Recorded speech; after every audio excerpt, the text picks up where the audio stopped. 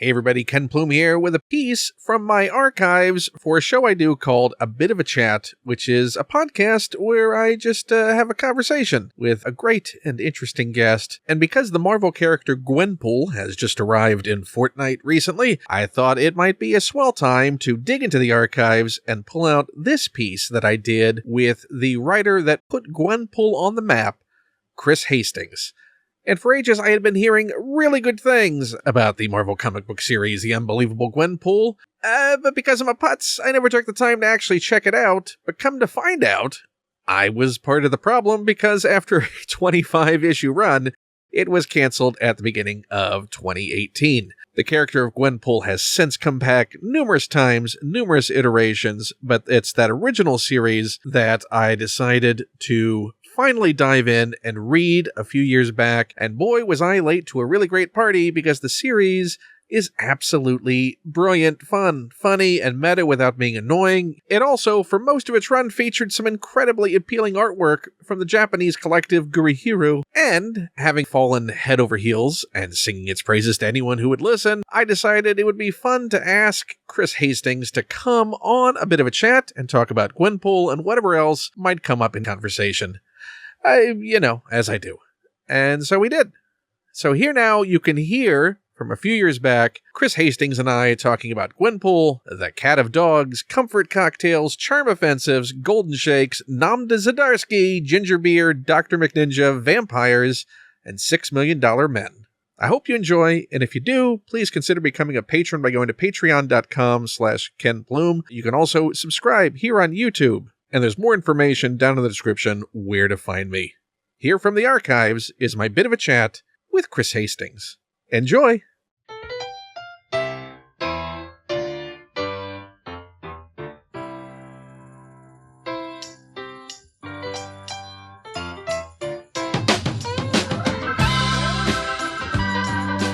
I'm Ken Plume, and you're listening to A Bit of a Chat with me, Ken Plume. Well, Mr. Chris Hastings, how are you? Hello, good. Can you hear me? I can. Oh, good. Okay. And all the beautiful ambient noise, which tells me that you are clearly in one of the greatest cities in the world. Brooklyn. Well, this microphone is supposed to get rid of some of that ambient noise. No. Get rid of atmosphere? Who would buy a microphone that did that? I did it. Actually, I didn't. It was given to me free. It's like, I didn't buy this mic. Promotional consideration? Is there anything you need to plug? No. I did a class for Skillshare, and it was part of a whole new scheme that they did where they were switching from in-person classes to web classes, and they're like, we'll set you up and we'll give you the mic to do like video classes. And I got a nice free microphone out of it. Did you do the video classes? I did. So was that just a scheme to get rid of real estate and having to actually have physical classrooms for people to congregate? I assume. Yeah, I mean, they kind of came along at the exact same time as Masterclass, and I think Masterclass beat them up with their real celebrity teachers. Wait, I would take you over Steve Martin? What does he have to say? I still have that Steve Martin class on my wish list. Oh, yeah, because no one actually buys those things. Right. They just watch the ad going, yeah, I'd watch that. Yeah. Excuse me for just a sec. I'll be right back.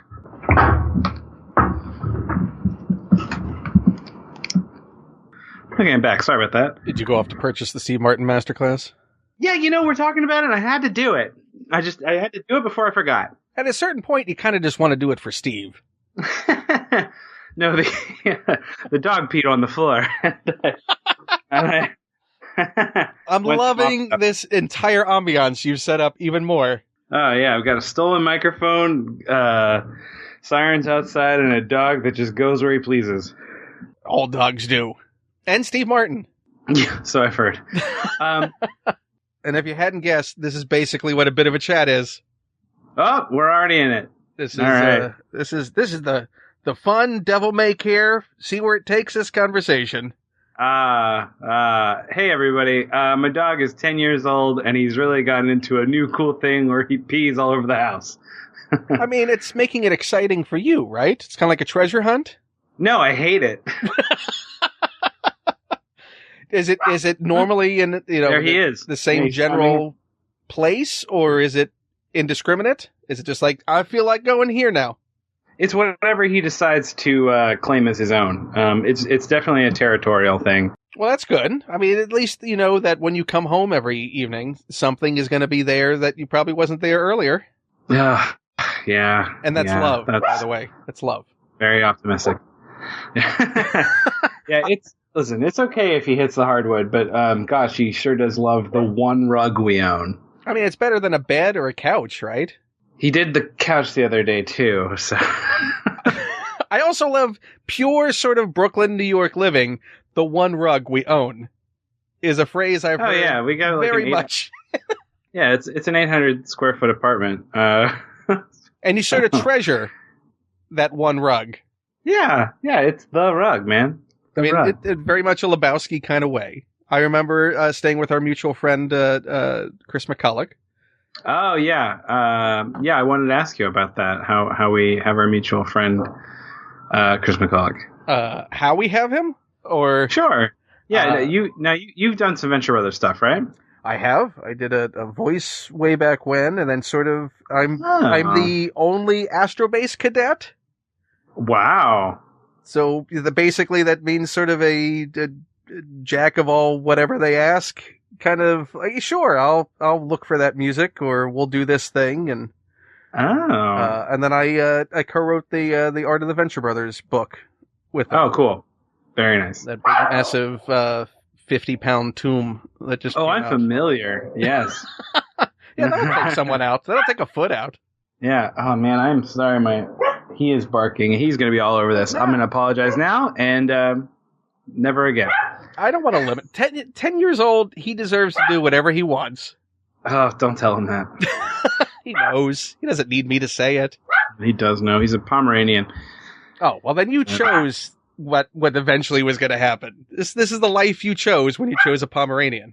Yeah, I picked a really, really cute dog that you can't train unless they are into the idea that you're trying to put forward. Yeah, they're the cat of dogs.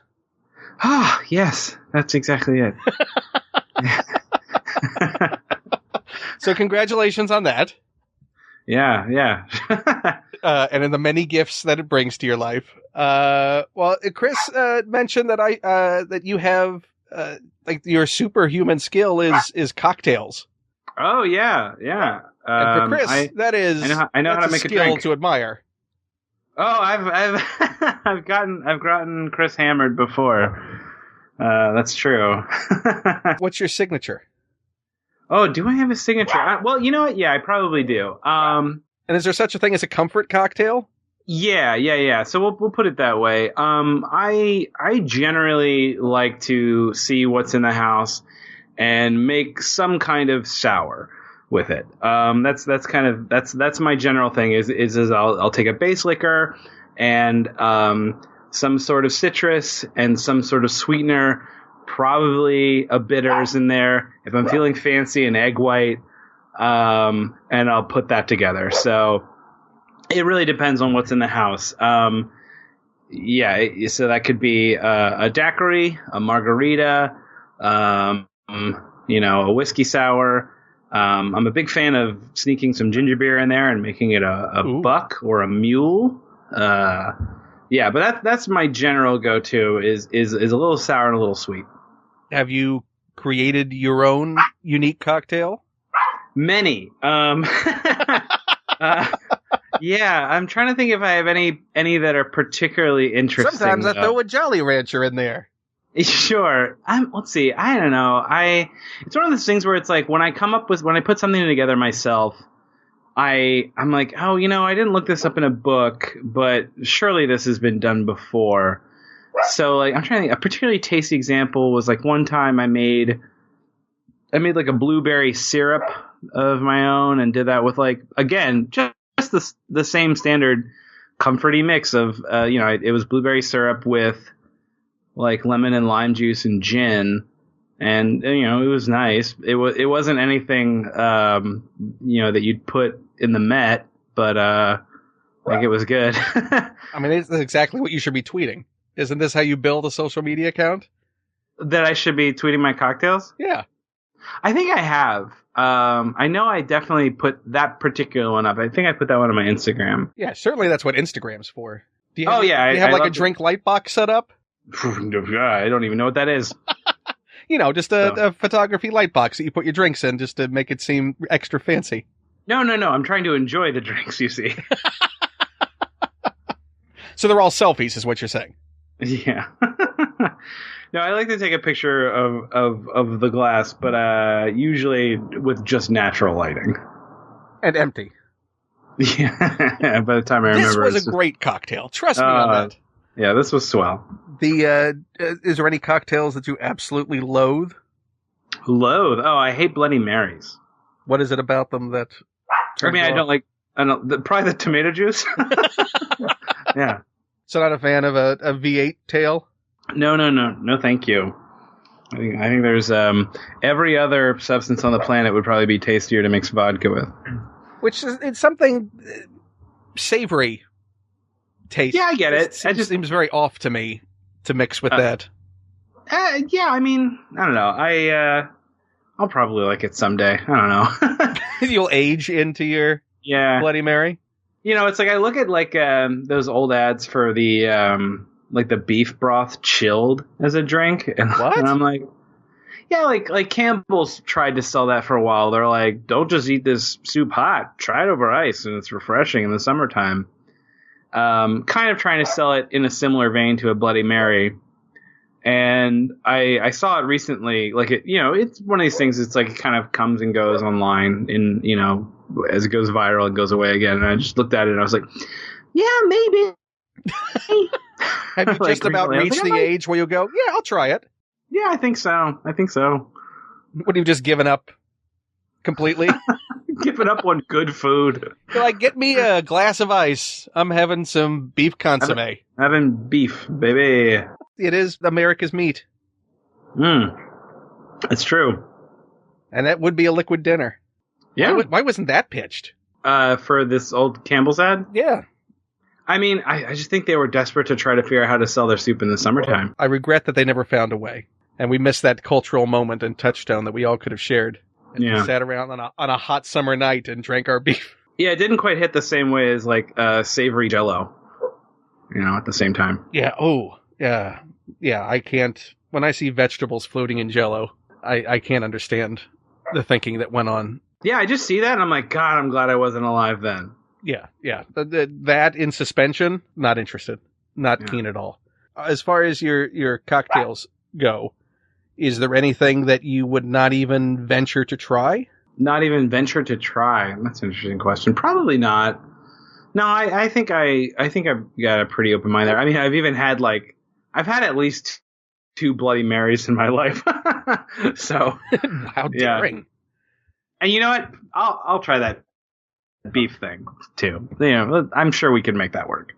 I would love to know what you would actually do to construct a beef cocktail, to make an alcoholic beef drink. Oh gosh. I mean, instead of celery, would you put like a potato in it? Sure, let's make it chunky. Yeah, I'm just thinking at a point I was like, do I just want to put a shot of bourbon in a nice beef stew? Is that what's going on here? I mean, you do use wine in cooking. Sure, beef. Absolutely. That's and I've definitely cooked with bourbon as well. So alcohol and meats go together like an Irish stew. Oh yeah. But yeah, no, I don't think there's any cocktails I would say no, never to. Well, now finally the signature you're going to have to develop is a savory beef cocktail to be shared amongst red-blooded friends. Yeah, let's see. I did a freelance piece for Saveur magazine years ago. That was where I drew a comic strip that was that incorporated cocktail recipes. And I kind of based it all around like a trio of cocktails that had ginger in them. And they were all, again, like I said, like I'm sure these have come and gone under some other name, but they're all sort of ginger cocktails that were kind of new. Just in the effort of like trying to make up a new cocktail just so that like I didn't feel like I was completely ripping off something for this article that I got paid to write. I made a cocktail that was called the Ginger Limit, which was a ginger infused vodka with ginger liqueur and ginger beer. Oh my God. And I think we may have put some lemon juice in there just to make it go down. It was pretty good. It was not necessary. I hosted a party to like test out the cocktails, and that was the one that was everybody's favorite. But I don't think sounds like you haven't repeated it since. I sure haven't. If I recall, it didn't like really open up the doors of ginger or. You know, it didn't reveal any new secrets. Also, The Doors of Ginger was one of the worst 70s porn films. Yeah. I'm just thinking about like original cocktails. And I was like, yeah, that was one. It was like the best one, but I never made it again. So, yeah. They're pretty good. It sounds like a lot of your unique creations. It sounds like they're just born out of necessity. Yeah. I'm very boring. It's like I said, it's like all I really want is your base liquor and lime juice and sugar, and that's fine. Yeah, although it's like, but yeah, when I go to a party, that's usually when I like decide to get creative and like show off something. Yeah, but a lot of times I'll take somebody else's cocktail and rename it for the party. Like that'll be a thing. So let's see here. I'm thinking of an example with Chris. Let's see. I used to watch, used to go to like Game of Thrones viewing parties at Chris's place. And, let's see. The cocktail I made was, a Jeffrey Morgenthaler recipe. I don't know if you know him. And listener, look him up because this guy really knows how to make a good cocktail. But he had a recipe that was for an improved amaretto sour. That's what it's called. And so I think I called it something like, oh no, I'm forgetting. What are the names of like the elite force of fighters that the Dragon Lady has? The Dothraki? Like, no. The ones that like the Unsullied. The Unsullied. So I called it an Unsullied amaretto sour. And they're like, why is it an Unsullied amaretto sour? Because it's fixed. A hit of the viewing party. Yeah. And they're like, a lot of like smiles and turning away, I think, at that. I was like, it's fine if you don't get it. It's still a good drink. But it hurt a little inside, right? Listen, man, when you're going out there trying to make your jokes, they come and they go, and you try and try again. That's the burden of being a writer. Yes. Also, that'll be the name of your book of cocktails, is The Writer's Burden. The Writer's Burden. Very Hemingway. Yeah, because booze and writers go together, right? It's part and parcel. Yeah. I liked, there's that quote that's attributed to Hemingway that's like, write drunk, edit sober. And I recently read that like somebody talked to him about that. He's like, oh God, no. I'm sorry. Nobody recently talked to him about it. Yeah, you remember that Vulture interview with Hemingway? Yeah, sorry. Let me rephrase that. I recently read that somebody talked to him about it after that quote had like gotten into the culture. Gone viral. Yeah, in his own time, while he was still breathing. Yeah, and he was like, and he just said, he was like, oh no, God, I could never write with a drink. And then he name dropped some other writer that wrote drunk and said that it was dreadful because of it. And he was like, no, don't work drunk. That's stupid. So he basically Snopes'd himself. He sure did. He debunked. So basically, we can just say the quote was a Dorothy Parker quote. Yeah, that's That's actually very fitting. Isn't that the repository where all unclaimed or funny witticisms that need to be attributed somewhere just eventually go? I've never heard that, but I like it. It makes things easier. If you really like something and you can't find, just attribute it to Dorothy Parker. I'm just thinking now, like, what would be more fun? Like Oscar the Grouch. Yeah. Right drunk and it's sober. I love to be trashed. There it is. Well, what was your first published work? Like professionally published? You talked about the Savor magazine piece, which sounds like it was a bit of a time ago. Yeah, that was, that was a very long time ago. That may have been... Back when there were magazines. Well, it was only for their website, so not even. I think that was like 2012. No, maybe 2010, actually. Probably like 2010. But my first published work was The Adventures of Dr. McNinja, which is a comic that I wrote and drew. And I actually self-published it the first time around. I did a PayPal and gathered pre-orders. This is before Kickstarter. So people would just send you money, and you hoped that you would actually send them a book back eventually. And I talked to a printer myself and was like, I have no idea how to lay out a book. Can I just give you the PDFs? And like, yeah, whatever. And then, I remember it cost me something like $2.50 a book. And I charged, I think, $10 per book. And I've, worked in comics ever since. A decent markup. So what year was that? That was, I want to say 2007, maybe 2006, something like that. And prior to wanting to do the book, where had you been doing Dr. McNinja? Just on drmcninja.com. So it was one of the vanguard of webcomics. I wouldn't quite call it that. I think I was depending on how you're counting it, I was a second or third wave webcomic. What, the initial webcomic phase was probably, 97, 98? That's how I count it. Yeah. Like your goats. I consider that like a real old school webcomic, or like Diesel Sweeties, which even then, now we're already, I think, getting a little bit like after like, gosh, what was it, like Sluggy Freelance, and I think that's one of the older ones, or Melon Pool. Yeah, there's one. I only mentioned because I edited those collections. Oh, okay. There you go. So way back in the day. All right, well, let me ask you what the first webcomics were. Well, now that it's back on me.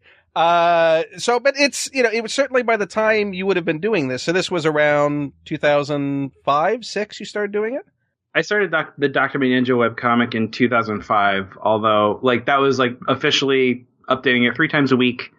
But before that, I came up with him in 2003, and I kind of I did little bits and pieces while I was in college. But yeah, really made a go of it in 2005. But this is still a pre-social media world. This is pre-Twitter. This is pre-Facebook. So yeah, we had MySpace. So you're largely doing this, in hopes that it'll be discovered and spread through. I'm assuming you were also members of bulletin boards. Yeah, then that's how we did it. I got most of my audience initially from posting the Dr. McNinja comic to the Something Awful forums. And then also I had a Dinosaur Comics cameo in Dr. McNinja. Dinosaur Comics being the comic where the art never changes, but the dinosaurs say different things every day. I had a cameo of that, and I asked the author, Ryan North, if that was okay, and he said, yeah, and actually, I like this comic. And I was like, you want a link to it? I've never asked for a link since. You really should. Listen, that one was all I needed. Well, it was that weird time on the internet when there certainly was a lot less out there. Oh, sure. So you had a lot better chance if something should be spread by the right person, or the person with a big enough audience that you could get some kind of traction. Yeah, people kind of browse the web in a different way, and yeah, you kind of just needed I feel like there was I mean, there's always curation, but it was kind of just a slightly different style. I don't know how to describe it. Yeah, well, just the volume of material out there means you stood a better chance than you would today. Yeah, I agree with that. I mean, that's certainly the case with like the T-shirts that I sold. I used to make a lot of money selling T-shirts that I designed, and I can't do it anymore because they're just like, I don't know, a whole bunch of actual artists making T-shirts now, and I can't compete. What was the point at which you decided, yeah, the landscape has changed too much to do that? It was pretty gradual. I thankfully didn't run into a wall where one month I suddenly couldn't pay my rent. The T-shirts. But it also sounds like it was probably around the same time that the financial slack was being picked up in other areas, so it wasn't that big of a blow. You know, it depends on the years. Some years are better than others. Are you saying that working in comics is not a consistently lucrative career choice? You know what? I'm going to be the first one to say it. Yes, it's not. You have shattered so many illusions. Yeah. No, a friend of mine said, it was like, I don't remember exactly what the quote was, so I'm just going to go and rephrase it for myself here at how I feel it, which is like, it's just such a weird thing that like in comics, it's this thing where you can be famous and not rich. It's like, yeah, it's a weird thing. Yeah, I mean, you could be the vicious side of a household name and still have no money to speak of.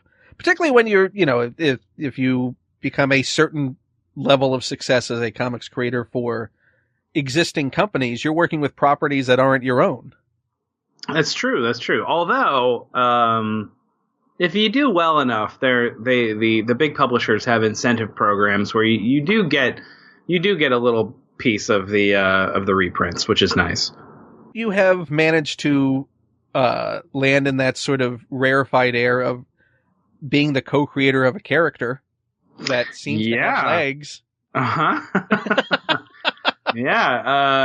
Gwenpool. It's a what a weird thing to have walked into. I would have never expected. So what exactly? Because I as part of our interaction in setting this up, I was late to the party. That's fine. On Gwenpool. No, people showing up late to the party is what, again, makes those royalty statements happen. And also, not to spoil anything for anyone who hasn't read it, makes your, sadly, as of this conversation, final issue a little more poignant and also pointed. Yeah. I'm really pleased with it. It's like that foresight in writing that last scene is only paying off more and more. Yeah, it is a beautiful way to depict exactly the conversation that we're having. About that character. But it was such a weird thing to try and look at what the genesis of that character was. So from your perspective, going back to the very beginning, how did that come about? Because it sounds like it started as a joke. Gwenpool? Yeah, kind of. So, all right, I'll take it all the way back. So, Spider-Man, Peter Parker, dated a woman, Gwen Stacy, and the Green Goblin threw her off of a bridge and she died a very long time ago. And some comic book creators, Jason Latour and Robbie Rodriguez, did a story about what if Gwen Stacy instead was bitten by the spider instead of Peter Parker, and she became Spider-Gwen. And Spider-Gwen was so popular that Marvel did a line of alternate covers for 1 month where it was every single character was what if they were Gwen Stacy. So you had the Gwenverine, the Gwenvengers, etc. And one of them was a Gwenpool. What if Gwen Stacy was Deadpool? And that costume was designed by, I do not know how to pronounce his last name, Chris Bacalo? Bacalo? Right. I'm not sure. He'll tell us. Willie, do you know him? I've never met him. And that costume design that Chris did was so popular that people started cosplaying as it and doing fan art, and Marvel took notice and said, okay, if people love this character that doesn't exist, why don't we go ahead and try to make it exist? And at that point, Marvel editor Jordan White called me and said, basically this entire conversation up to this point, and said, can you make this make sense? Can you make a character out of a gag? Yeah, and by the way, she can't be Gwen Stacy and she can't be related to Deadpool. Have fun. Yeah, so what had you been doing for Marvel up to this point that you were the go-to on that call? I think I didn't mean that anyway. No. I'm going to give you an answer. I think I at the time, and maybe still, was very much sort of got handed like goofy novelty stuff like that. Previously, I had done Longshot Saves the Marvel Universe. Longshot is an X-Men character who is supernaturally lucky. And it was sort of just like, let's do this kooky tale about a guy who has like crazy powers of luck. He saves the entire Marvel Universe. And I also did, I did a Deadpool miniseries spinoff of Fear Itself. It was just Deadpool, and I had done a couple other like Deadpool minis. But I think mainly I was known for doing Dr. McNinja still. But certainly your wheelhouse was tackling things in a comedic vein. Yeah, absolutely. Especially, I think, taking a really weird idea and like forcing people to take it seriously. I think that's a thing that I do. Yeah, so a charm offensive. Yeah. Yeah, so I kind of just took a look at like what it's like. What are the facts of this Gwenpool character if she is not Gwen Stacy or Deadpool in any way? And it was kind of just like a lot of it, because she wasn't Gwen Stacy. I kind of completely stripped any Spider-Man or Gwen Stacy stuff from it, but she still clearly looked like a Deadpool character because that's very visual. Right there. And so I was like, all right, what is the promise of this costume? And sort of like, what does Deadpool imply? So it's like a mercenary more than superhero. And then the fourth wall breaking that Deadpool does was a big one. And then I thought it would be way more fun to have a mercenary character like Deadpool who is completely untrained. Deadpool, despite all of his kookiness, is extremely good at what he does. I just thought it'd be really fun to have somebody who wasn't. And then combining those ideas together, I was like, oh, what if she's just a normal person from the real world who knows that she's in a comic book? So she can break the fourth wall in a very specific way, and she wants to run around with guns because she doesn't have superpowers. And she needs to make money because everybody needs to make money, right? Yeah, and then that's how I came up with Gwenpool. So there was no pushback at Marvel to say, well, we already have a fourth wall breaking character in Deadpool. No. This is what they asked me to do. No, I think it was a lunch meeting with Jordan White and Wilmas, who was editing Howard the Duck, which is where she made her debut. And so I had the meeting with them. And was like, what do you think? And they're like, okay, like, sure. And then they really wanted it to be that she was a cosplayer who ended up in the Marvel Universe, that like she had designed her own costume. And then I basically ignored that and decided to write it that she picked up her costume in person, and that like it was that the costume designer thought she was trying to make a Deadpool costume, and even though her real name is Gwenpool. And they're like, why'd you do that? And I had a really good answer at the time that I, again, am blanking on. It had to do with the idea that, like, it was like it had to do with the fact that, like, she had to enter the Marvel Universe as, like, a background character that could get smashed by any random, Doomfist or rock plummeting from the sky or explosion or whatever. But the moment that she gets her own costume, she becomes an important character and is thereby safer in the Marvel Universe. And that's why I wanted her to get the costume in the Marvel Universe, not bring it with her. Because she has that armor of having an origin story, and yeah, she lives with plot armor, as defined by TV tropes. Are there any elements in the initial conception that you abandoned? Let's see. Let's see here. Before they told me they didn't want her to be Gwen Stacy or Deadpool, it was a very brief conversation. It was like, hey, we want you to do this. And it's just going to be like a backup in Howard the Duck. It's going to be like a very short 10-page comic. And I was like, okay. And then I went off and I did write an origin story about what if Gwen Stacy was a Deadpool character. And I won't get into too much of the specifics, but I did write that before. So that script exists. It's not a script, but it's a pitch about, like, basically she survives getting killed by the Green Goblin, but barely. And then the whole thing I think I had was that, like, her parents are divorced, but her mom lived in Canada. And so, like, she went off to Canada because her mom had, like, Canadian healthcare that her dad wasn't able to get in the U.S. And, like, it's all the kids at school talking about, like, what happened to her. And there's rumors that, like, actually she was part of, like, a Canadian super soldier program. Isn't that crazy? And it's like, oh, it's true. That's what happened. It's like she went to Canada for, to have rehabilitative surgery. And it turned out she joined the Weapon X program. And so, like, that was the basic gist. There was more to it than that about her, like, getting revenge on the Green Goblin and stuff like that. But, like, I did do a straight up what if Gwen Stacy was Deadpool story. Thinking it was going to be just a small thing. Like, literally just, like, a goofy backup comic. And then they're like, no, we're going to make a bigger thing out of this. And then it was like, oh, okay, let's make her a real character then. Because I think Spider-Gwen is so great. I think it would be really awful to be derivative of that.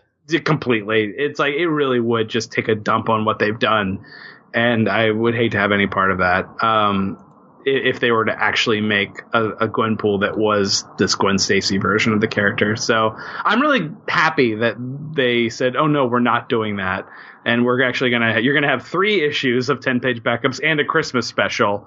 And if those do well, you're gonna have a whole series. Which is a weird thing to add on there. It's like, and a Christmas special. Yeah, there was all these little tests that they wanted to do before they fully gave her a series. It was just like, we need to see. It was like, first off, they knew that it wouldn't affect the sales of Howard the Duck. It was just like a place to sort of see kind of how people reacted to her. And then they put her on the cover of this Christmas special, and that was to actually test what sales looked like. To see if there would actually be a reaction visually, sales-wise. Yeah. If that would incentivize sales. Yeah, because I don't know if you've read that holiday special that she's in. I have. Well, you may have noticed it's actually a She-Hulk holiday special. So yeah, that was kind of let's see if Gwenpool works. We'll put her on the front of this She-Hulk special. So really, it's just Gwenpool presents the She-Hulk holiday special. It'd be great if they renamed it that. That really is what it is. So in sitting down to actually, okay, now I have to write this character. What were the elements where you found her voice? What were the thing that went, oh, there she is?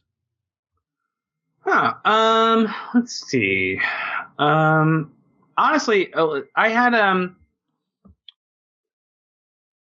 a lot of that had to do with just Gurihiru coming on for the holiday special, and then for the actual series itself. Excuse me.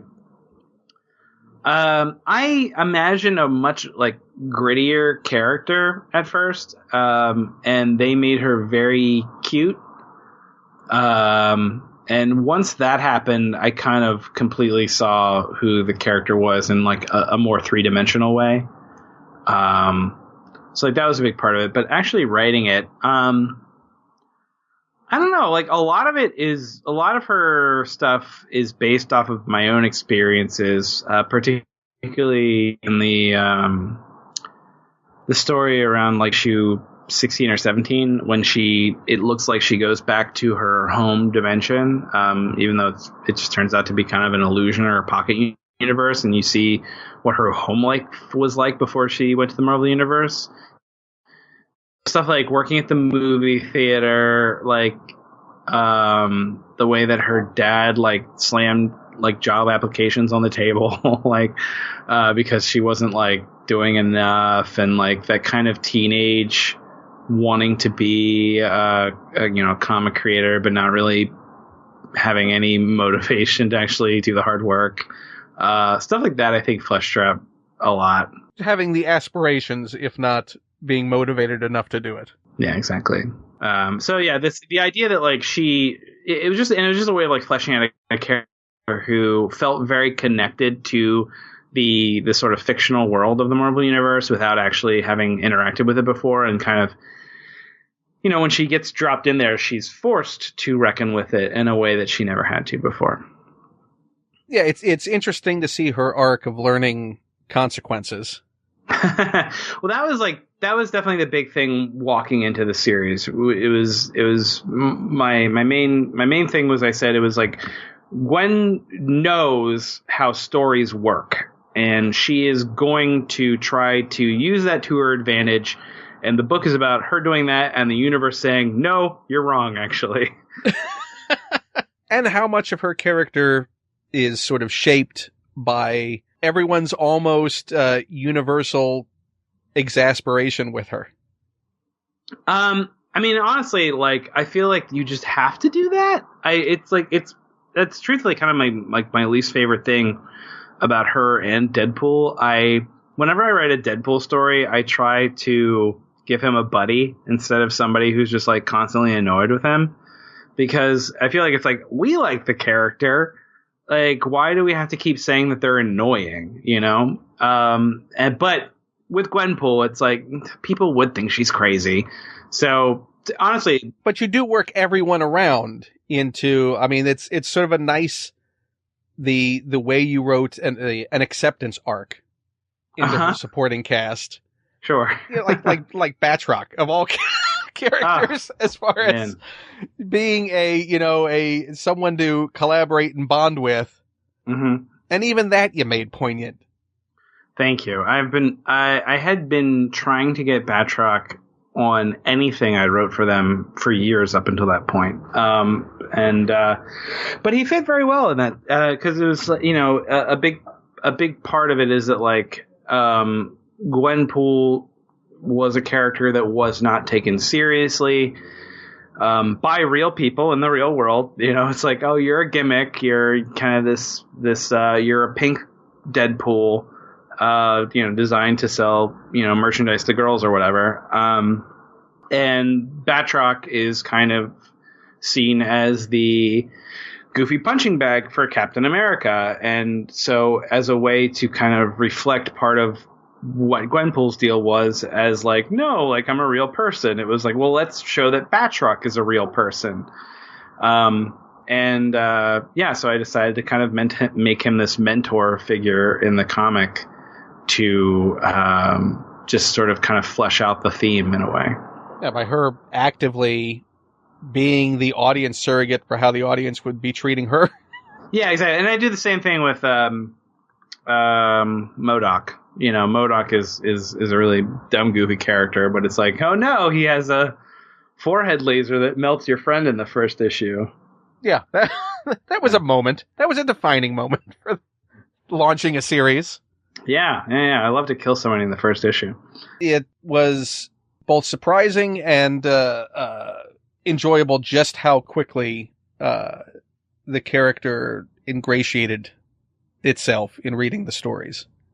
And it is weird when you talk about that, what the Gihiro art brought to it, in that it seems like she's not really a character that works as well in a hyper-realistic style.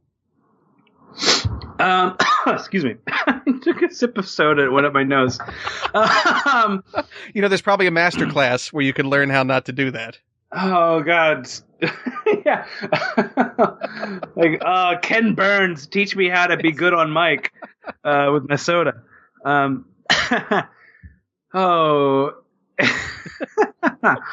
So, what was the question about her being cute versus realistic? Yeah, I agree with you. I think there's something about her look that artists struggle with.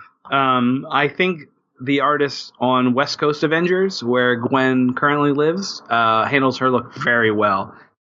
But I've seen a lot of other artists try and blow it with a more realistic style, and I see cosplayers sometimes struggle with it too. And I noticed that a lot of them just kind of abandon the mask entirely and just do like the wig, and It looks a lot better. Yeah, you saw it in the variant covers of the various issues. It's like, oh, this could stray wildly from being appealing as a character into some weird fetish areas of people exploring this. Sure. There's that too. Yeah, always had to roll my eyes when that happened. Yeah. So it and just from it seems like very much that arc was complementary to the story that you were telling, because it also forced the audience to more fully look at that world as a comic book world, and make that same reconciliation that she's having to make. I mean, like, oh, this is fun. This is cartoony. That person's dead. Boy, she miscalculated that. Yeah, exactly. And I felt really bad every time that I'd have to ask Gurihiro to draw something like that. What was your collaboration like with? Because that's an art collective, if I understand correctly. Yeah, it's two artists who sort of share duties, and then I just talked to their translator. But he's a Japanese artist based out of Japan. Yes. Yeah. So I mean, I have said it many times before, but I have not felt as connected to a collaborating artist more than I have with Gurihiro. That when their artwork comes in, it's like yes, that's exactly what this moment needs to be. It's just like, because other artists, like there's going to be a little bit of friction or disconnect between there's only, you can only describe what a comic book page looks like so well in a script, and it's going to be up to the artist to interpret it, and it's, as a writer, it's not your job to completely tell the artist what to do either. I mean, you want to straitjacket them creatively. Take a look at an Alan Moore script, and I'm sure you'll see the other side of that argument. Each page is a novel. But with Gurihiro, it was just like we were clearly just thinking the exact same way about the story, like the way that they framed shots, like the way, just everything about it was like, well, that's what I would do if I could draw as good as them, like that kind of thing. So like we just sort of, it just lucked out that we clearly just felt the exact same way about how the story should go. So I felt very connected to them, despite the fact that we do not share a language. Like all of my scripts are translated into Japanese. I asked the translator at one point, I was like, can you show me one of these, what these look like? And it was like, well, yeah, that's a lot of kanji that I have no idea what any of that means. Have you met Gurihiro at all? No, never. I have spoken to fans occasionally who have gotten to go to Japan and meet them, and I'm like, how are they? Are they doing okay? And they're like, I don't know. We just said hi and they signed my book. I'm like, okay, tell them I miss them. They're like, I'm not going back to Japan anytime soon. How did the collaboration come about then? Because obviously they were not the backup artists for the Howard the Duck intros. No. Didn't come on until the holiday special. Right, yeah, that was Danilo Beirut, who again, he and I sort of had the same idea initially of having her kind of a little bit grittier kind of look. But I think just the editor, Jordan White, Jordan was the initial Gwenpool editor, and then Heather Antos took over halfway through. Jordan just likes Gurihiro and thought that they would be a good fit, and he hired them. And was right. And was right. Was absolutely right, yeah. Looking at the run of the issues, they're only about half Gurihiro, right? Yeah, we had to get a lot of fill-in artists just to give them the time to, their work takes them longer than a monthly schedule allows for. But it was nice that you were able to have them back for the final bit. Yeah. And also by that time, Irene, I thought really was able to like really step in and do an awesome job on the story right before that, the one with Dr. Doom. But yeah, we had to plan all of that. It was like we basically wrote stories around when Gurihiro was available, way in advance, because we didn't want, I don't like having fill-in artists have to suddenly change the style of a story halfway through it. Right. So, and even then, when we had one issue where we had to have Gurihiro and also, what's her name? Alti Framansaya? I don't know how to pronounce her last name. The one where they like go in the Dungeons and Dragons world by arcade. Right. It's like we had to have two different artists on that one. I was like, okay, well, let's have a very clear point where it breaks, and also Gwenpool should be aware of the art style changing. So it's like I really, really always tried to have the artwork sort of inform the story, just because it just makes it all go down smoother. So we wrote around their schedule. So it was a 25 issue run is what it eventually wound up being. Yep. At what issues writing did you find out that it was going to be canceled?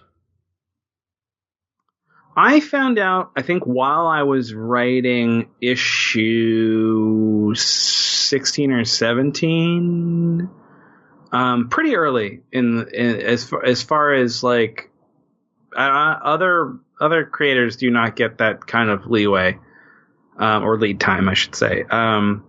So when Gwen becomes aware that her cancellation is imminent, I was already setting it up that was what was going to happen. There were there's a couple plots where I wrote, it's from issue 17 onward, which is when she becomes like truly aware of the comic book page. Like she can start like messing with panel borders and stuff. Basically when her future iteration presents itself. Yeah. I knew before she met her future evil self. And the future evil self I was going to do anyway, but because I knew she was getting canceled, I decided that was going to be the thing that it's like either turn evil or get canceled. And knowing that she was getting canceled anyway, so doesn't it look so heroic that she gave up her own book so she wouldn't become a supervillain. But which I like a lot. It's like, in a way, it feels like a more real sacrifice that like comic book heroes don't actually ever get to make because they never die. Yeah. So what was the actual reason that was presented to you for the cancellation? Sales. It was just sales. They were trending downward, and so they could basically foresee that they were probably going to cancel around issue 25, and then but it was like they were giving me a lot of time because they also had a plan to try to like boost them that didn't work. So then at that point when it comes down that that was there anything that you had in the works?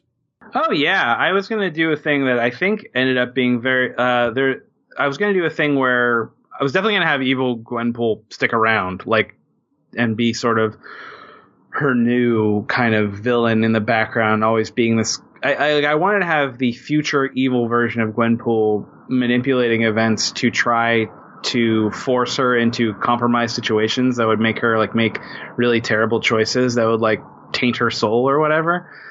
And part of that was I wanted to have her chase her future evil self through the past of Marvel Comics, and basically her future evil self was going to prevent various heroes' origin stories.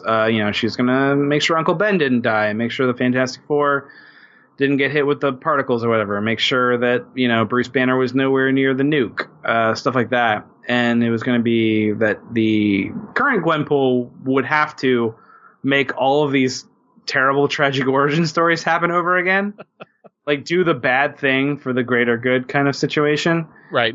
That was the thing I was going to do next. And funny enough, it appears that there's a story coming up soon that Cosmic Ghost Rider is going to do a very similar thing with his time travel powers. Not nearly as funny. I don't know. I think Cosmic Ghost Rider is pretty great and pretty funny. So I think if anybody's going to do it that's not Gwenpool, he's the guy. Well, when Gwen Rider comes on. Oh, mama.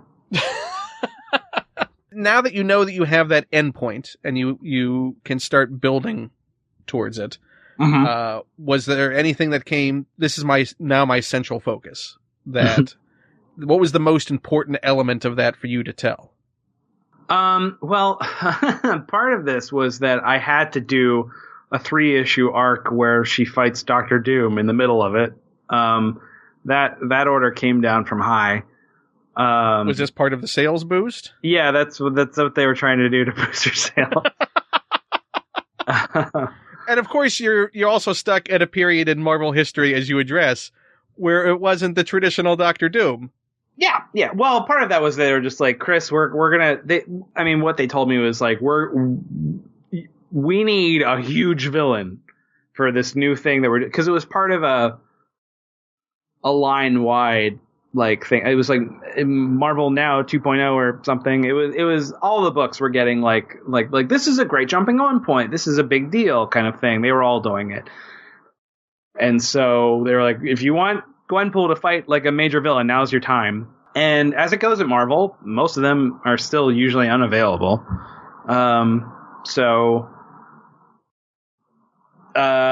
actually kind of thought having her fight Dr. Doom and it being at a point when he's kind of a good guy really worked well with her whole deal, like that she's aware of that. Like her dissatisfaction with fighting a not pure evil Dr. Doom was really interesting to me. Which also allowed you to work out some meta commentary on the situation you were placed in. Yes. Yeah, it all worked out really nicely. So, knowing that you essentially have that section carved out in your limited run towards the end, is there something you much rather would have done?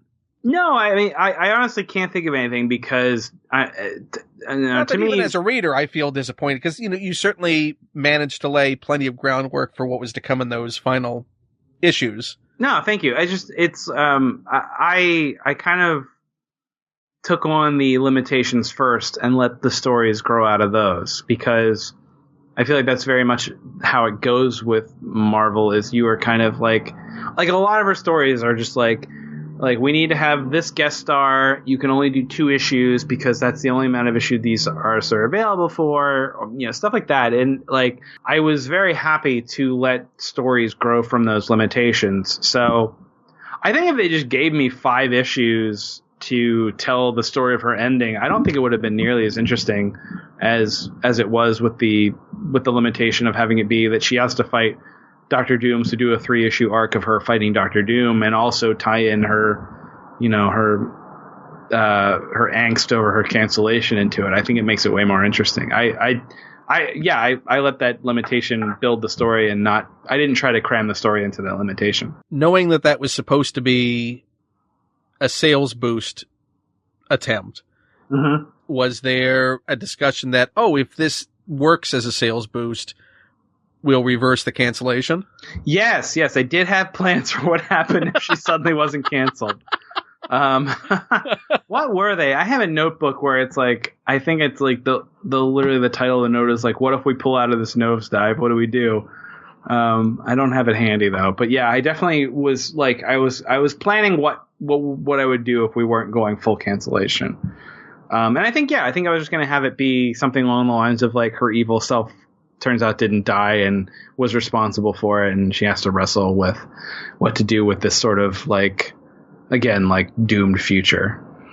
So it certainly seems that despite the fact that now the character is having an afterlife after you, that because of the meta nature of the character, if suddenly they said we want to do a new Gwenpool series that you could pretty much pick up right where you left off.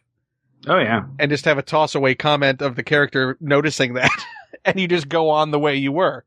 Yeah, it's part of what made it so refreshing to write is like I'm like, oh, I can just acknowledge that this is what's really going on. Like, I don't have to make up some like story lie about whatever. Like, yeah, I can. It's just like, this is the truth. Like, if they bring her back for series and then ask me to do it again, these are two very unlikely things. If she gets her own series again, I am positive they will hire another writer to do it just because it's more exciting that way. For a reader, like, it's like to sell. It's like the idea is like, oh, we got a hot new take on this character. That's because that's what they do all the time with everybody. I mean, God, how many years was it since, Ed McGuinness was asked to do Deadpool after, his defining run of the character? It was like, 20, 30 years. Well, but the flip side of that is, look how many years that Thanos as a character was kept in existence just because Jim Starlin wanted to do it again and again. Boy, that's true, yeah. Before everyone else decided, oh yeah, Thanos, let's do something. By the way, Jim, you're not doing him anymore. Apparently. Yeah, I mean, he was going to, and then tomorrow and said, I would like to do more Gwenpool, can I? What do you think they would say? No. I think they know. I'm positive they would say no. There's always another holiday special. Sure. And no, it's like what's happening right now is that, she's in West Coast Avengers and it's kind of, she is, as part of a team book, is clearly experiencing a new arc of what it is for her to exist in the Marvel Universe. Her powers are changing because she's in a team book. And I think it's interesting. It is a new arc for the character. The character is growing in that scenario. And it's not something I would have come up with because I didn't have her on a team book. And certainly Kelly Thompson seems to have captured nicely her voice as a character. I think so. Yeah. Yeah. I'm very pleased with it. It's like I look forward to the book every month. As I said before, it's like Skyping in with my daughter in college. I was like, oh, how are you doing? Oh, you're on the West Coast Avengers. That's so great. Are you kissing a boy? Oh no. Gotta go, Dad. Bye. Yeah. Quentin, the asshole from the X-Men. No. Oh, he lost a book too? It is nice to just, observe Marvel's sort of arc, and how West Coast Avengers is sort of the island of misfit toys of characters. I think it was a great idea. I think it was a great place to put all those characters. Because it's like, yeah, combine all of those. Oh, no, it's brilliant. I mean, if nothing else is happening with them. Yeah. And they've got their fan bases, combine them for, and have a book that works. Yeah. As I mentioned last night in a tweet, because that's what people do when wanting to recommend things, it is a book that certainly reminds me of the best of the Giffen, DeMatteis, Maguire Justice League. Oh, yeah, it's very much in the spirit of, what was that, Justice League International? Yeah, very much in the spirit. I agree with you. Yeah. And yeah, so Gwenpool, perfect character to slip in there.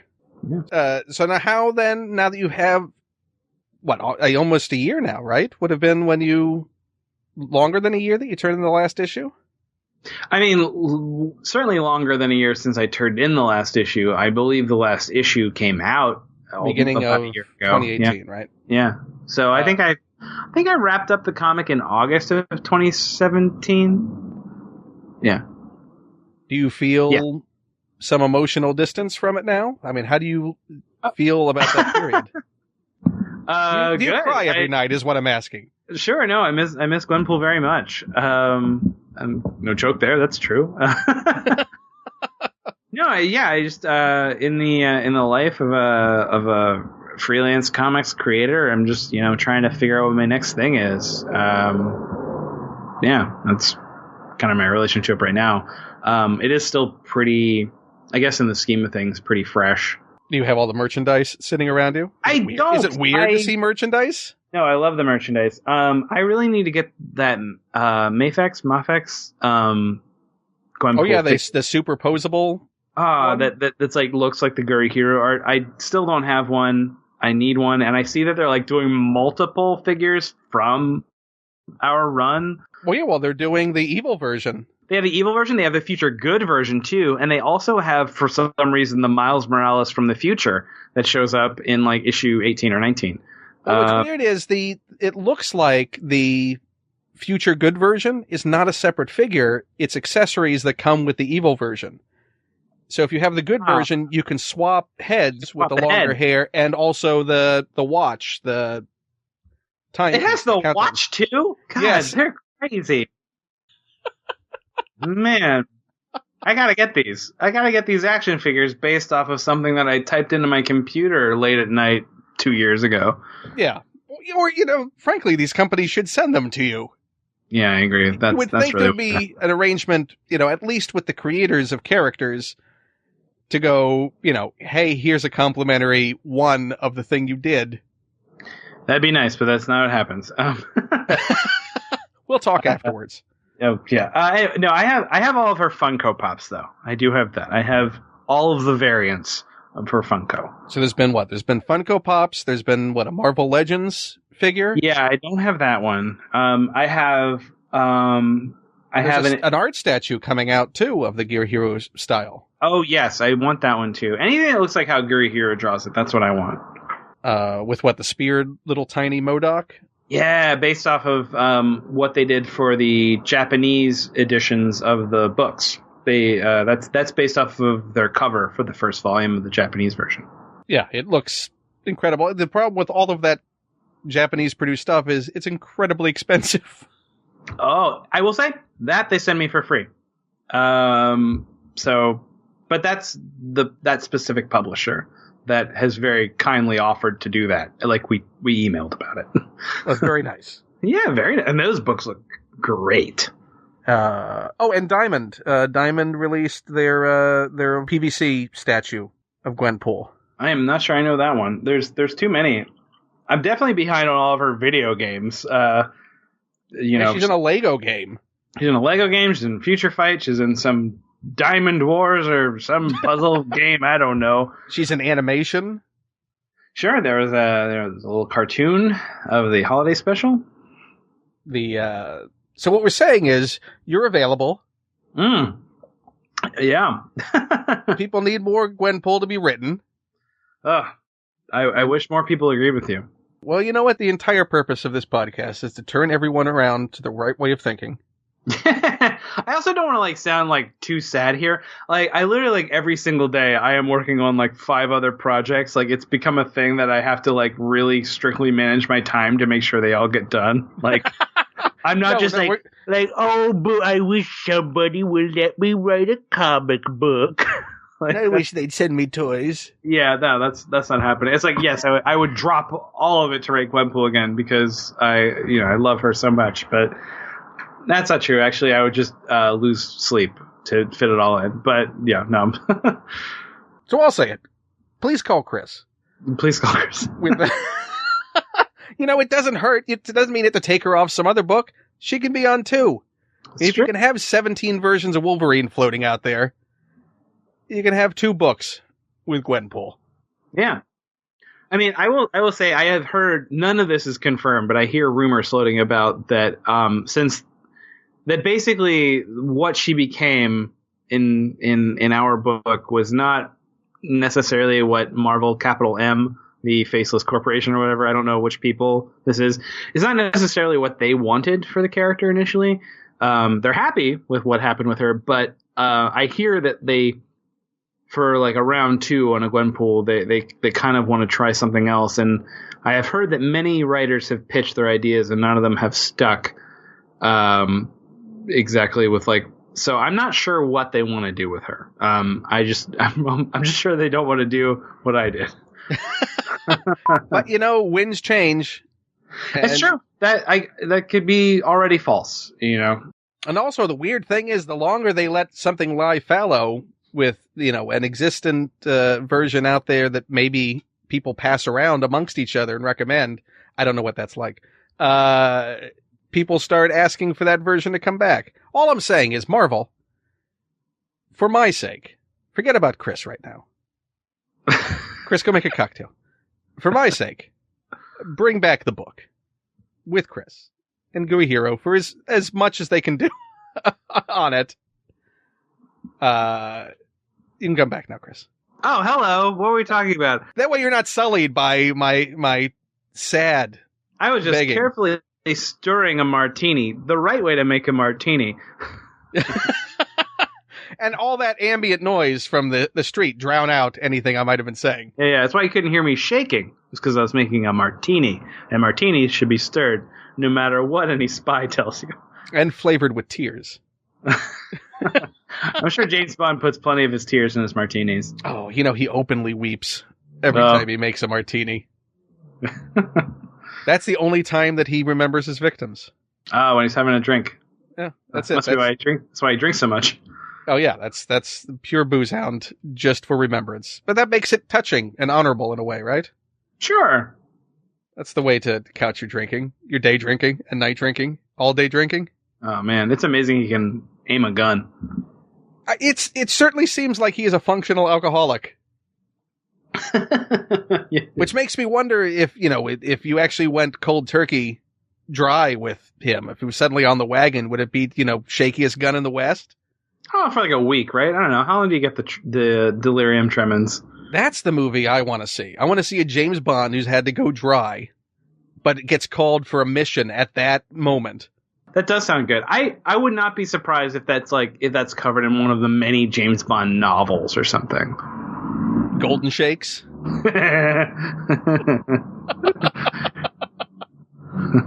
Now it should be. You and McCulloch should collaborate on that. Oh God, I am dying for the day that I get to work on something with Chris. Well, you certainly were in his mind about a project that he was looking to do at one point, so... If it's the same one we're thinking of, he's told me that. Hopefully there's another one that's maybe more actually going to happen. Well, that was just circumstances as far as why that didn't happen. Yeah, well, he recommended me for another cool gig that I pitched for. I didn't ultimately get it, I love to talk about secret projects. I know this is the most frustrating thing about we writers for hires that we're always like, oh my God, cool secret project, can't talk about it. And then a year later when you can actually do it, it's okay, whatever. No, he recommended me for a thing that was basically just a project I pitched for, which was I just spent a weekend coming up. I can say this. It was for writing the backstory of a video game. And, it was just, they just gave me all of this insane artwork for this video game. And they're like, make up a story that makes this make sense. So basically being handed a gag character and saying, make up something. Listen, it's a reputation I do not mind having. It's being able to do this. It's my favorite thing. But yeah, and I just I wrote this crazy story just over the weekend. And I was like, you want to put this in a video game? And they said, no, we don't. Don't you know who I am? This is what I do. No, they didn't. You fools. No, they were very nice about it. They went with another writer's pitch, but they also said they liked it and they seemed like they meant it, but I understand that's how it goes. And I still had a great time. So, whatever. Well, knowing Chris, as well as anyone could know Chris, to even be on his short list of people that he would trust with something is certainly an immense compliment. Oh, that's right. Yeah, one time I was at a party with him and he asked for notes on a Venture Brothers script he was working on, and I was like, oh no, I had too many of those signature cocktails. I don't feel ready for this. All that ginger. Yeah, it was a gingery cocktail too. I do remember that. I don't remember specifically what it was, but obviously, but yes. Yeah. You blew it. You blew it. Does he mind being talked about in public by his real name? I don't think it matters that much to him. I think that probably a part of him would like people to acknowledge his real name. Okay. Folks, we're talking about Jackson Public here. Jackson Public, creator of the Venture Brothers. It's weird to sort of flip that switch, because when I'm with him, I'll call him Chris, but it took me years to do that because, I met him right before the show launched. Oh, yeah. And so they were preserving that mystique. And then when I met Doc Hammer shortly after that, Doc insists on only calling him Jackson. Oh, that's very interesting. And so if you mentioned Chris to Doc, Doc could be like, no, Jackson. Whoa, that's really interesting. So then I have to have that switch flipped. When I'm talking to Doc, I'll say, oh, yeah, I was just talking to Jackson. But when I'm talking to Chris, like, oh, Chris, how you doing? You ever talk to Chip Zdarsky? I have not. Well, that's not his real name. His real name is Steve. And it's this thing where it was like Steve made a character that he named Chip Zdarsky, and then it kind of turned into just like, well, that's the name I do comics under, and now everybody knows him as Chip. And like, I met him as Chip, so I never knew him as Steve. So like, I know it's a pseudonym, and like, I know people closer to him call him Steve, but anytime I see him, I just think, oh, it's Chip. And you would feel slightly uncomfortable calling him Steve, right? Yeah, it's not his name to me. It took a while to resolve that with Chris. Yeah. I have another name with a pseudonym that I just realized, I was like, oh, I shouldn't say that. But like, I accidentally wrote a check to his pseudonym, not knowing it was like, I did not know it was his nom de plume. And he was like, oh, yeah, no, my real name is this. Like, okay. You're like, that should still be cashable. Yeah. Don't they know you? They know your work. Just cash it. See what they do.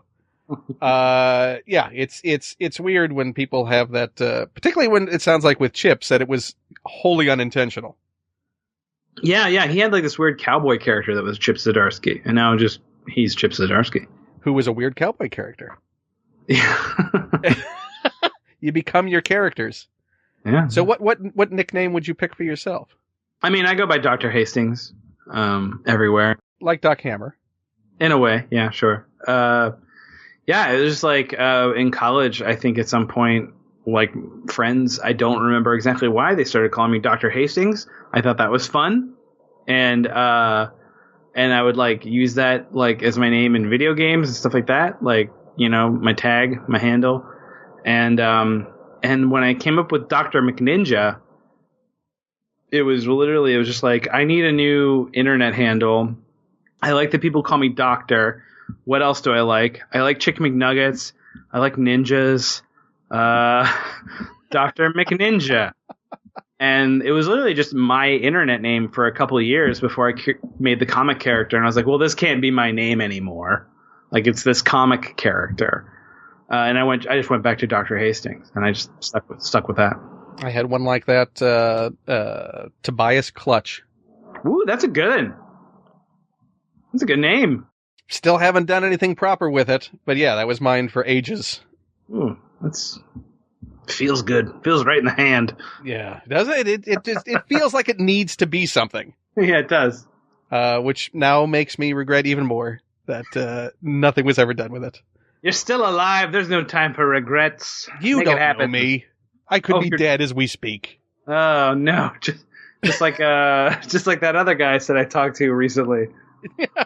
Oh, maybe you're the one who connects the two of us. Oh yeah, you and Hemingway. I'm solved. I'm the medium. That's a quote from Dorothy Parker. Solved. Yes. You know her famous catchphrase in the Algonquin Round Table? She writes a book, she closes it, and says, solved.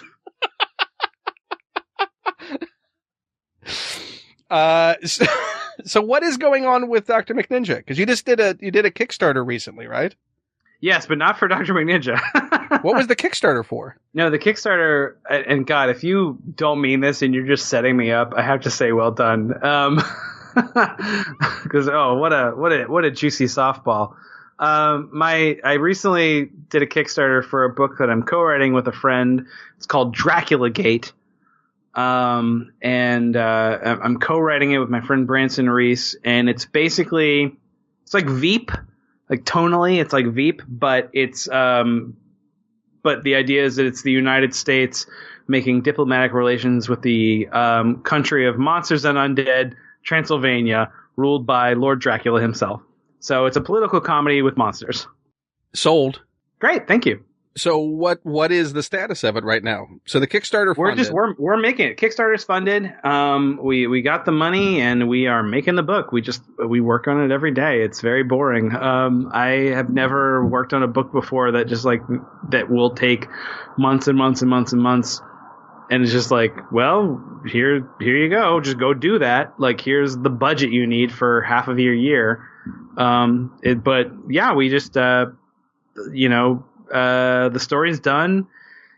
We do a lot of rewrites with the dialogue, as we go, just kind of feeling out what feels right. And, I do, like, Branson is a comic strip guy. I don't know if you know, Branson's like mostly known for these days his comic strip called Swan Boy. Right. Which is really funny. And so, but I come from a more, I don't know what my comic book background is that you'd call different than comic strip, but basically I know a smidge more about visual storytelling than Branson does. And so I do the layouts for the book. So I sketch all of the layouts for him. And then, because like he just does, characters talking to each other from a 3/4 view. Which works for his comic strips. That's fine. But like for, 130-page graphic novel, you need it to be a little visually different every now and again. And as he said to me, he's like, oh God, yeah, your layouts make me like realize I would never try to draw this guy's weird bean head from the back. I was like, well, you got to now. So I do the layouts, and then I also do, I just to help him kind of save time, I draw the backgrounds. And I ink those, and then he draws the characters and does the color, and then I letter it.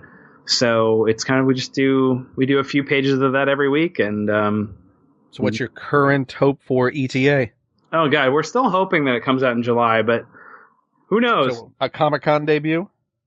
Oh no, I didn't think we even thought about conventions. That's just the timeline I worked out with like where we were. We started like writing the story in June of last year. And then had it ready to go for the Kickstarter in October, and then we just kind of did the math on how long we thought the rest of it would take us, and like when we'd have to get the book to the printer, and just worked out this July. But it'll probably be just sometime in the summer. But I don't think either of us want to do Comic-Con anytime soon. I understand that. Yeah, I've been many times. What are you working on concurrently? Along with that, let's see. So I have the $6 Million Man coming out soon. That's a TV show that was in the 70s. We're making a comic book about. That's a ton of fun. That book is just like pure just action, fun, adventure. Like it's kind of just like, all right, write 20 pages up to a cliffhanger, try to kill Steve. And then figure out how you're not going to kill him in the next issue. Like use an actual cliff. Yeah, actual cliffs. Do we have an actual cliff? See, I drown him at the end of one of them. It's going to knock some money off the resale value. Well, that's a big part of it. Is that a big thrust of our series is it's the $6 Million Man, and his value is constantly depreciating because he keeps losing limbs, and like his technology keeps getting he'll get shorts, and like it's just his body is getting destroyed over the course of the series. So by the end, he's the $20 man. Does he have an adjuster that's assigned to him? No. He has a buddy to talk to. It's a very revising his worth, his estimated worth. Oh yeah, do I have an appraiser? No, no. Take him on antique. You, the reader, the appraiser. Yeah. Oh. No, it's in the 70s, so he's not up for Antique Roadshow yet. So you're doing that. That's ongoing. I have that, and then other than that, it's very early stage of stuff. I have a bunch of pitches in the works. I have lunch meetings with editors and such set up. Very exciting. Working on a novel that, God, I hope someday will come out. It'll come out someday. Yeah, if I keep writing it. I have faith in you. Thank you. It's a novel that I put down for an entire year that I've picked up again. So let's hope I don't put it down for a year again. And this is writing, not just reading it, right? I just want to make sure we're clear up. No. It's one of those Harry Potter books. You read this? God, they are long, and I had to walk away for a while. Those are the ones by Dorothy Parker, right? Oh, hey-oh. That's how you do Dorothy die. Third, fourth, fifth beat. Yes, yeah. That's when it starts to get funny, right? Yeah. Oh, God. What is the rule? It's like third, fifth, and 12th. I think it's funny or something like that. Yeah, the rule of quads. Oh, is that? Okay. Yeah, you believe me, right?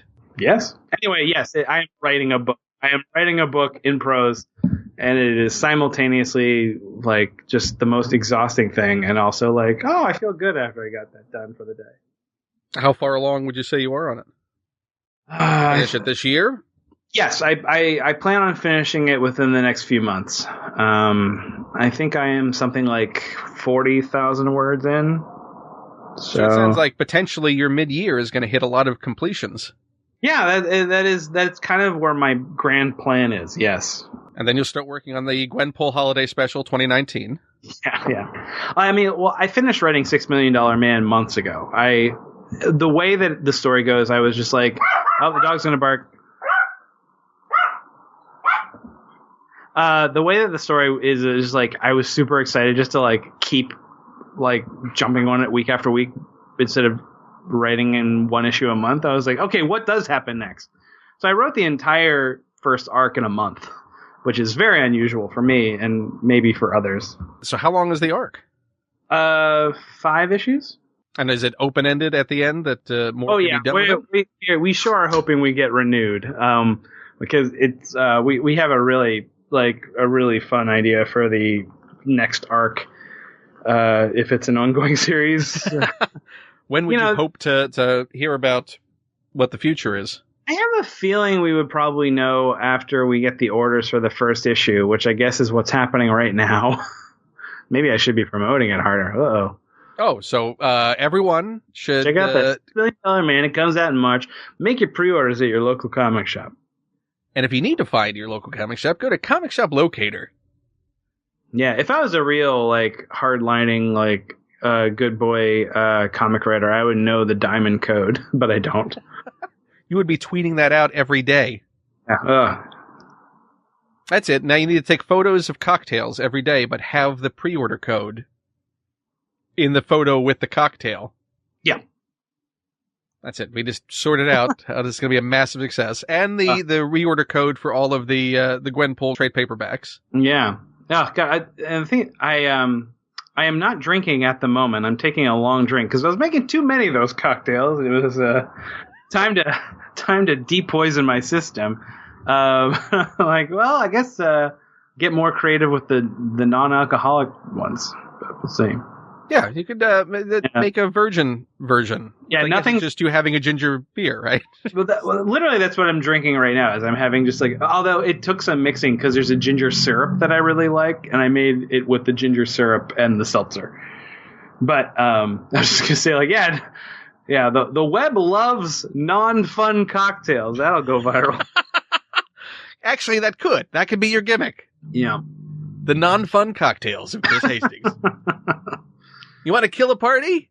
The doctor has arrived. Yeah, buy a book. Buy a book to do it. Buy 2.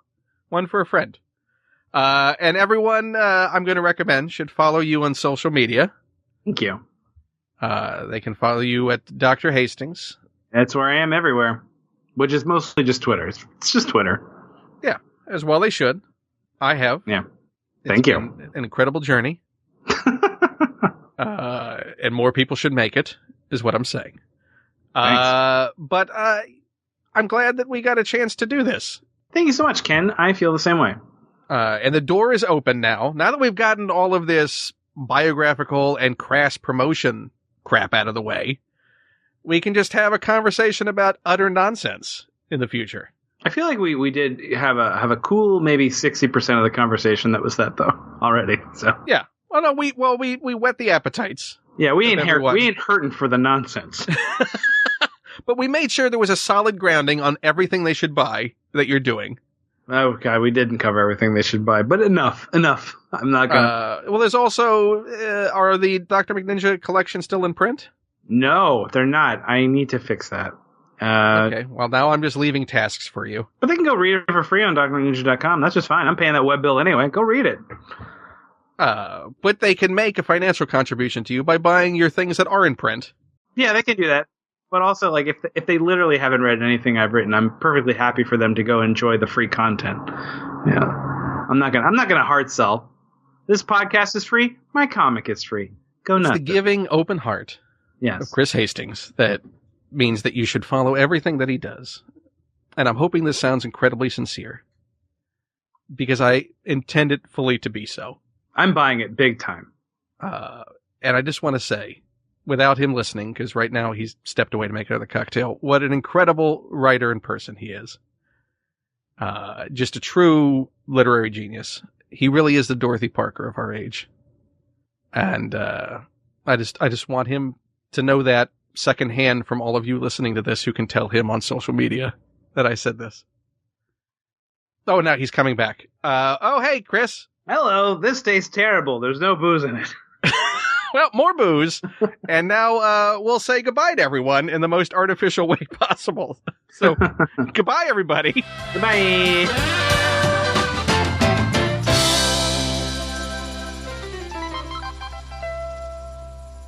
You've been listening to A Bit of a Chat with me, Ken Plume. Executive produced by John Hodgman. If you want to support me, go to patreon.com/Ken Plume for a lot of great exclusive stuff that I hope you enjoy. Thanks again, and more to come.